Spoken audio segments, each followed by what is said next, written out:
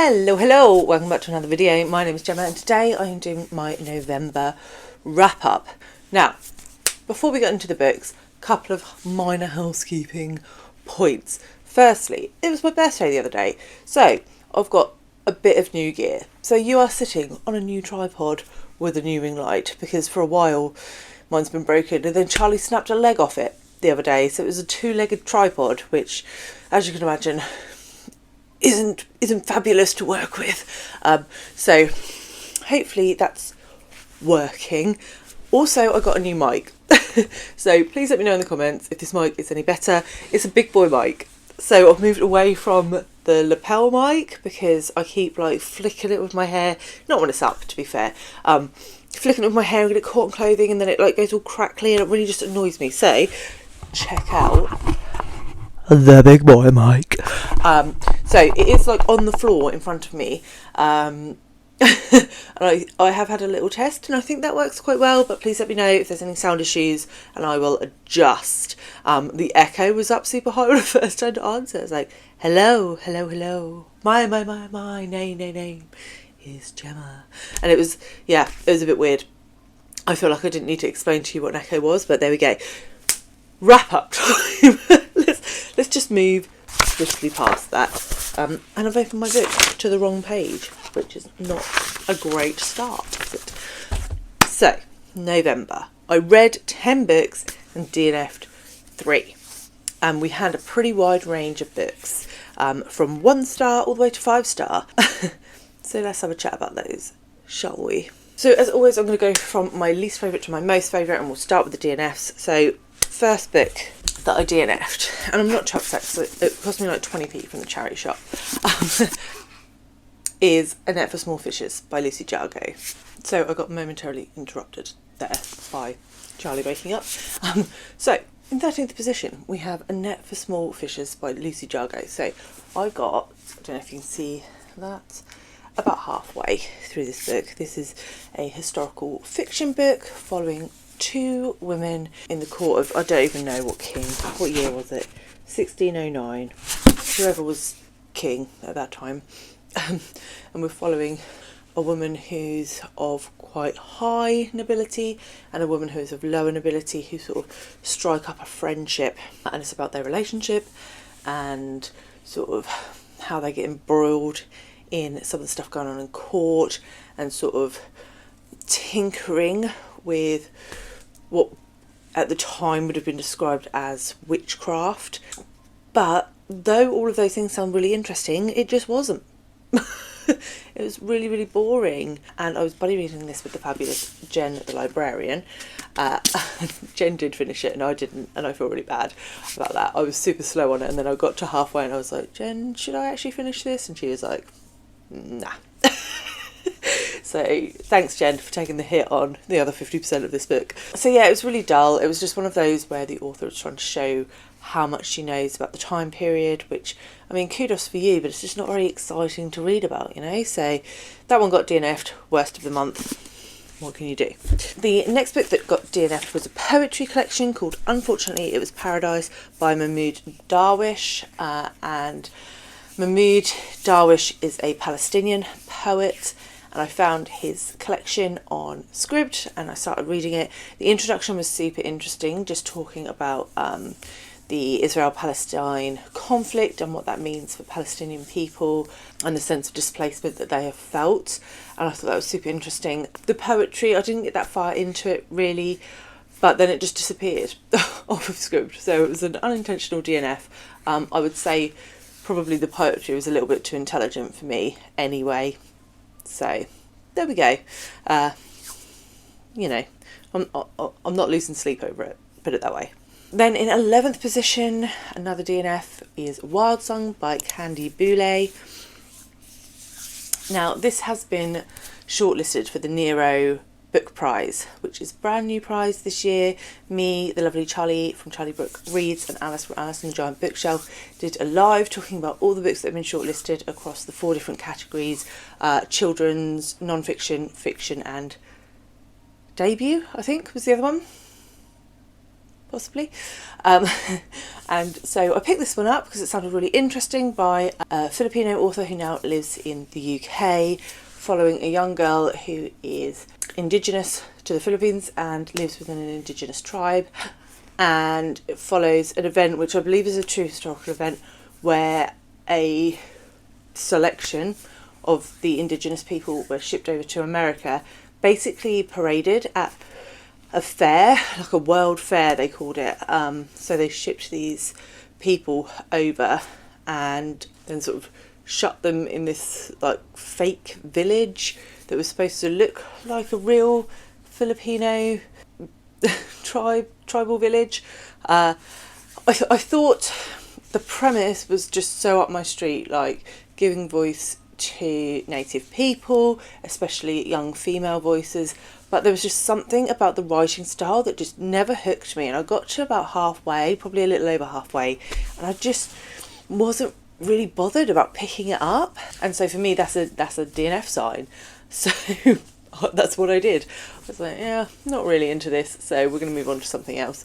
So I would be hesitant to say don't read it, because I think there are some really interesting themes within the book, but just there was something in the writing style that didn't gel for me. So that's why I ended up there. Okay, so moving from DNFs to the worst book of the month, possibly the worst book I've actually read this year. And that's saying something. If you've been here for a while, you'll know that I've read some bad books for the BookTube Prize. I'll leave that video linked below for you. But unfortunately, that book is Fledgling by Octavia Butler. So, I was super excited about this because everybody raves about Octavia Butler.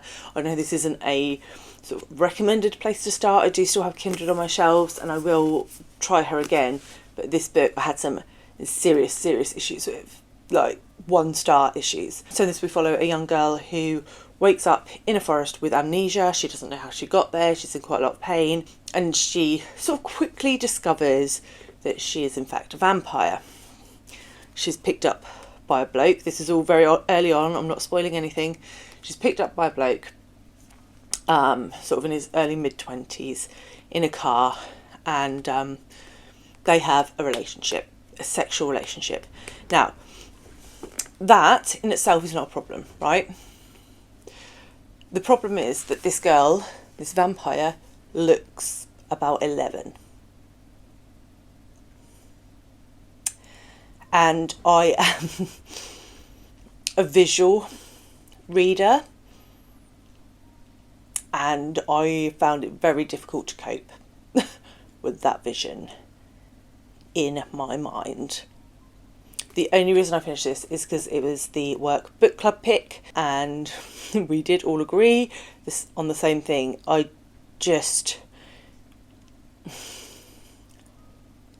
cannot cope with paedophilia in my books, is the lesson that I learned here. I don't care if this girl was actually 50 odd or whatever she was supposed to be. If she looks 11, why is she having sex with adults? And why did Octavia Butler... Okay, you have one or the other. She looks 11 and she's 50, fine. You can go with that if you want. But please leave out the graphic sex scenes. Or if you want the graphic sex scenes, at least make her look like 17 or something, please. So I don't really feel like I want to talk about this book anymore. I can go over that. No, not for me. Not for me. In at ninth position, we move up to the heady heights of 2.5 stars, and we have the Britney Spears memoir, Woman in Me. And I did a solo review for this. This was my first episode of Hot or Not, so I'll leave that below. But as you can tell from my rating of 2.5 stars, I did not find it too hot. I talk about my thoughts a bit more in that there were things to like in this book. It's getting pretty universal praise, to be fair. I'm definitely in the minority, but I just don't have time for whingy rich people. Moving on. Okay, then we have another unpopular opinion. I feel like I'm going to get cancelled today. Mrs. S by Kay Patrick, 3 stars. This was fine. I know it's a lot of people's like favourite of the year, so I can hear Jennifer Loves Books screaming at me right now, though this is pretty common for us, for her to love a book and me not. And this is about a young woman, a young female Australian teacher. Is she a teacher? Sort of like in a private school, like a dorm, madam, dorm leader. I don't know. So she doesn't teach, but she looks after this group of girls in this school, and she becomes low-key obsessed with the headmaster's wife, and we see their relationship unfold. This is all told in first person, and so we're very much seeing it through the eyes of this young woman, and it was fine, but it was just fine. I just nothing in it like really blew my mind. I think there were some interesting points around feminine presentation and what possibly non-binary would have looked like in a more historical time period and those sorts of things. I thought that was very interesting and well weaved in, but overall the overall narrative of the story just didn't really excite me. So yeah, I thought it was alright. Moving to number 7, we have another book that I thought was kind of average. So we're on 3 stars here, and that's Aurora Floyd by Mary Elizabeth Braddon. And I buddy read this with the fabulous Nikki at Red Dot Reads and the lovely Mitzi at Mitzi Reads and Writes. So we read Lady Audley's Secret by this author last year and absolutely adored it. I gave it 5 stars. I can't remember what the other 2 gave it, but high ratings. And it's kind of a booktube darling at this point, Lady Audley's Secret. And Mary Elizabeth Braddon has a pretty substantial backlist. And so we were like, why does no one talk about any of her other books? Let's read one. And we picked Aurora Floyd. And if this book had been 300 pages shorter, I probably would have given it 4 stars. The main sort of mystery of the novel and the main character, Aurora Floyd herself, and some of the supporting characters, her husband, her sort of childhood love interest, I thought were all well written and really interesting characters, but it was just super overwritten. It was just, there were long sections that just didn't need to be included. I also felt like the sort of the unveiling of the mystery element at the end was kind of obvious and a little bit cringe and a little bit, you wouldn't really do that in the modern day. I'm not going to tell you, but because it would be spoilers, but it was just a bit like, didn't sit quite comfortably with me. The disability rep was not great. So yeah, it was fine. It was readable enough, but at sort of nearly 500 pages, it just wasn't worth that, you know? It wasn't worth the time investment.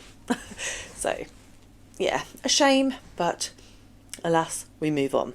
So we move straight to 4-star reads now, and in 6th place we have When Breath Becomes Air by Paul Kalanithi, and this is a posthumously published book. It was published by Paul's wife after his death, and Paul was a doctor working in the States, and he was very successful. However, when he was, I can't remember how old he was, in his 30s, early 30s, he was diagnosed with cancer. And so we look at his career, his work, the importance of his work through his eyes. He wrote this book through his eyes and his journey with cancer. And it was really, really sad. Of course, it was really, really sad. Particularly the wife wrote a chapter at the end. That did get me. It did get me. What I found quite difficult, challenging about this book, the reason it didn't get 5 stars for me, was kind of a personal issue to me, right? So I am someone who has struggled for a long time with work-life balance, and I just felt like Paul in this novel did not have a good work-life balance. And had I read this 10 years ago, I think it would have actually had quite a negative effect on me, and I would have felt like I should be spending more time working and less time with my family. I've kind of moved past that now, and I do sort of push for a better balance, but yeah, I mean, it's the doctor thing, right? Doctors just don't have a work-life balance. It's like part of the job description, which is just so wrong, especially when you've got a cancer diagnosis and all the rest of it. So yeah, it was a challenging subject for me, that part of it, but it was well written, it was honest, it was raw, and it was heartbreaking. So yeah, I definitely would recommend it if that's the sort of thing that you would like to read. I think it definitely shone a light on the medical profession and that sort of side of things, so definitely read that if you're interested. And yeah, those are my thoughts. A bit rambly. In at 5th position, we have another non-fiction, because it was non-fiction November, right? And we have Guantanamo Voices, True Accounts from the World's Most Infamous Prison, edited by Sarah Mirk. So this looks at 12 different people who are either prisoners or guards or have been involved in some way in Guantanamo, and Sarah Mirk interviews them and then has documented them in this graphic memoir. Would we call it graphic memoir?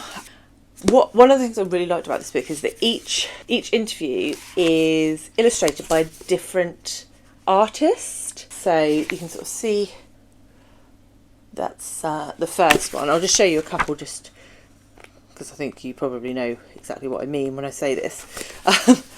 But yeah, so all the artwork is really different all the way through. So I really like that. It sort of meant that if you weren't getting on with a particular art style, that in 20 pages you would be on a new one. I also found it just really interesting because I didn't know much about Guantanamo Bay before I read this, so learning about the sort of history with Cuba and the fact that the Americans are just really naughty with this, and some stuff that I didn't know, like the fact that Obama tried to close it down early on in his presidency and then that was immediately undone by Trump in his presidency, was interesting. So yeah, some of the underlying political stuff that I didn't know, I really enjoyed learning. I thought it was really informative, really eye-opening, and I think it is a subject that definitely needs light shining on it, because there are still people stuck in this prison that potentially have done nothing wrong. So it boggles the mind. In a 4th position, we have Weyward by Emilia Hart. And I buddy read this with lovely Charlie Brooke Reads and Emily at Novell Novels. And this is a multi-perspective book. We have a character and a timeline in the present timeline, in the sort of 30s, 20s to 40s timeline, World War timeline, and then a 1600s character. And I thought that possibly we didn't need all three. Obviously, the story does all tie together, so you can see why there's 3, but it just felt a bit too jumpy for me in places. But we're looking at these 3 women, they're all connected through history, and they're all sort of accused to a degree of witchcraft, or the early character is accused of witchcraft, and then we sort of see echoes of that in the more modern day characters. I thought this was a really enjoyable read. I found the first half a little slow going, the second half was super fast paced, so maybe the pacing in the first half needed to be adjusted slightly. The last sort of 40 pages were really couldn't put it down. There are trigger warnings in this, so if you need to check those out, then please do, or ask me in the comments. But yeah, I thought it was a good read. I thought it was an interesting look at witchcraft through the ages, and yeah, I'd recommend. Liked it. Next up, and I don't have it with me because it's gone back to the library, is Saga Volume 3, which I gave 4.5 stars. So I have been working my way through the graphic novel series for a few months now, reading about one a month, and I'm really enjoying it. It follows a man and a woman from different species and different sides of a war who have a baby, and no one is happy about that, and it's about what happens to them. All of the graphic novels are narrated from the perspective of the baby. Obviously, the baby grows as the graphic novels go on, but it's all in her narrative voice, which is quite cool. I really love the art. Warning, there is sort of sex, nudity, that sort of thing within these. but it's just a really fun, compelling graphic novel series that I'm just really enjoying picking up. Every time I pick it up, I really enjoy it. And this one was no different. So yeah, if you are looking for a fun graphic novel series to start, then I would definitely recommend Saga. It's so much fun.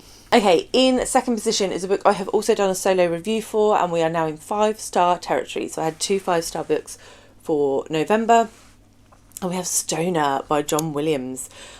I'm not going to go into super detail because I have done a solo review for this, which I'll link below, but this was epic. This is a modern classic by an American author following a man, William Stoner, who is a bit of a loner, a bit odd, falls into a life of academia, and we're sort of following him from there. And it sounds like the most dull book you could ever come across, but it was excellent, riveting, enchanting, and threw up a lot of questions. My buddy read this with Scott from Gunpowder Fiction and Plot and Jess at Stalking Kafka, and we just waffled about this book quite a lot because there's a lot of different themes and stuff to pick out. So yeah, absolutely recommend if you're looking for an excellent modern classic that's gonna get the old brain working, then I would definitely recommend this one. And then in first place, we have another buddy read. I feel like I've got a lot of buddy reads here. The Last Argument of Kings by Jo Abercrombie, which I read with Jack from Spread Bookjoy and Alice from Alice and the Giant Bookshelf. So we are reading the whole First Law world books. And this was the last in the first trilogy. Get it right, Gemma. And wow, what an ending. So we've been with these characters for 40 odd hours, and we sort of see the conclusion to a degree of these story arcs and the sort of political explosion at the end of it. And I won't tell you anything about the third book because obviously it's the third book in a trilogy, but this is a grim, dark fantasy series that follows multiple perspectives in a world that actually has sort of minimal magic. Magic is sort of underlying. It's very politically driven. For people who enjoyed Game of Thrones, that sort of thing, this is like catnip. We are listening to this on audio, and the audiobook narrator, Stephen Pacey, is amazing. I'm pretty sure I've said that before, but I don't think you can credit this guy enough because he's so good. This book features one of the best baddies in the business, Glockter, who we all just love. I know we're supposed to love to hate him, but we don't hate him because we love him, because he's Glockter, even if he does pull people's fingernails out. And yeah, I just adored it. We have already moved on to the first of the standalone novels in this world and actually finished it. So I'll talk about that in December, in my December wrap up. But yeah, it blew my socks off, the ending of this trilogy. What I would say is that the first book in this trilogy is a little slower paced. It's very much build, but book 2 and book 3, the payoff that you get in them are 100% worth the build. You just are. Jo Abercrombie. I think I might love him. And that is all of the books that I read in November. So please let me know what your favourite book was that you read in November. I would love to know. And if you had any really bad ones. I love a bit of salt. If you made it to the end of this video, thank you very much. Let's have a little crown emoji, a king emoji for my favourite book. And I will leave my Stoner review here for you if you haven't seen that already, and I will see you very soon with another one. Bye guys.